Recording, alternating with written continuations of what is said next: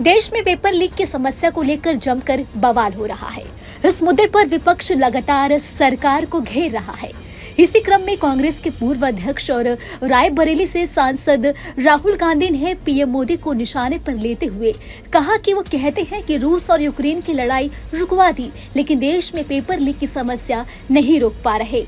दरअसल आज गुरुवार को राहुल गांधी ने एक प्रेस कॉन्फ्रेंस की, जिसमें उन्होंने कहा पेपर लीक का एक ही कारण है और वो है बीजेपी ने संस्थानों पर कब्जा कर रखा है। जब तक यह नहीं रुकेगा पेपर लीक होते रहेंगे। नीट पेपर और यूजीसी के नीट पेपर लीक हुए हैं। कहते हैं कि यूक्रेन और रूस की लड़ाई मोदी जी ने रोक दी थी और इजराइल और गाजा की लड़ाई भी बोलते हैं कि मोदी जी ने ही रोक दी थी, लेकिन वह देश में पेपर लीक की समस्या को नहीं रोक पा रहे। और आज आप सबको मालूम है कि NEET paper and UGC NET के जो पेपर्स हैं वो लीक हुए हैं और एक कैंसिल भी हुआ है। कहा जा रहा था कि नरेंद्र मोदी जी ने यूक्रेन की लड़ाई रोक दी थी, मतलब एक ऑर्डर देके जो रूस और यूक्रेन के बीच में लड़ाई चल रही थी उसको रोक दिया था, ब्रेक लगा दी थी। इजराइल और गाजा के बीच में जो लड़ाई चल रही थी उसको भी नरेंद्र मोदी जी ने रोक दिया था। मगर किसी ना किसी कारण जो हिंदुस्तान में पेपर लीक हो रहे हैं उसको नरेंद्र मोदी रोक नहीं पा रहे हैं या रोकना नहीं चाहते हैं। नुकसान स्टूडेंट्स का होता है।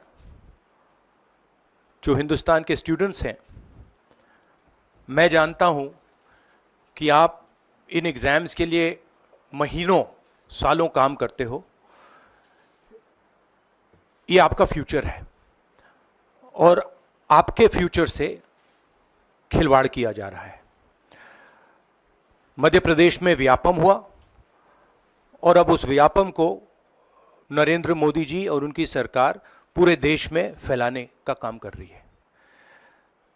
राहुल गांधी ने हमला जारी करते हुए आगे कहा कि जैसे मध्य प्रदेश में व्यापम हुआ था, वैसे ही नरेंद्र मोदी व्यापम को पूरे देश में फैला रहे हैं। पेपर लीक इसलिए होता है क्योंकि शिक्षा व्यवस्था पर बीजेपी के लोगों ने कब्जा किया हुआ है। ये एक राष्ट्र विरोधी कार्रवाई है। एक पेपर रद्द हुआ है, दूसरे को कुछ पता नहीं। इसके लिए जिम्मेदार लोगों पर कार्रवाई होनी चाहिए। वही उन्होंने आगे कहा कि जो नियम एक पेपर में लागू हुआ वही नियम दूसरे पेपर में भी लागू होना चाहिए। हम संसद में इस मुद्दे को उठाएंगे। अब लोग चुप नहीं रहने वाले हैं। सरकार पंगु है और एक पैर पर टिकी है। पीएम का पूरा ध्यान स्पीकर चुनाव पर है और वो मनोवैज्ञानिक रूप से टूटे हुए हैं। इस तरह की सरकार चलाना उन्हें नहीं आता है। उन्होंने आगे कहा कि बनारस में उनकी कार पर किसी ने चप्पल फेंक दिया। पहले कांग्रेस नहीं डरती थी और अब देश में कोई नहीं डरता। कहा 56 इंच की छाती 30 से 32 हो गई है। पीएम मोदी के काम करने का तरीका डराने धमकाने वाला है, लेकिन अब कोई नहीं डरता। इनकी पार्टी में आरएसएस में दिक्कत है।